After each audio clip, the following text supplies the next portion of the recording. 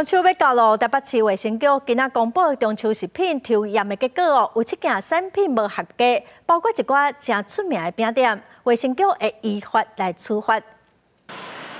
这间伫台北市北投连锁的胖店，面个烘焙坊北投的店面，去互卫生局稽查发现讲，因店面咧卖月饼、好记蚵仔，去互验到违规掺防腐剂、记忆稀酸。 已经要求爱随落市，袂当搁卖。我们的芋头馅也是跟厂商进货，那这部分我们有跟厂商求证，那我们现在呢也送去检验，然后目前的芋头馅是全数下架。如果长期过量使用的话呢，就会损害到我们的肝肾的一个功能，那也可能会让食欲变差，影响健康。即马中秋就要到啊，市面上的月饼是800款，不过月饼是高油脂、高热量、甲高糖分的食品，千万都唔通食了过多。 营养师提醒，那以一粒50公克的内认素来讲，都有240大卡的热量，等于是半碗饭甲3汤匙的油。尤其是糖尿病患者，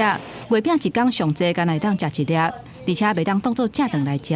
糖尿病病友呢，中秋节期间建议的月饼分量，希望一天不要超过1颗为主。那至于有很多种口味，你同时想要做选择怎么办？会建议你把它切小块，跟你的亲朋好友做一个分享。另外，卫生局嘛公布5件标示无合格的产品，包括无照规定，甲成分为上济到上少来标示，或者是无标示食品的过敏原、保存的日期等等。 其中真出名的店是学堂，甲会上应用来所等等，拢去用查到违规，会依法罚3万至300万的罚款。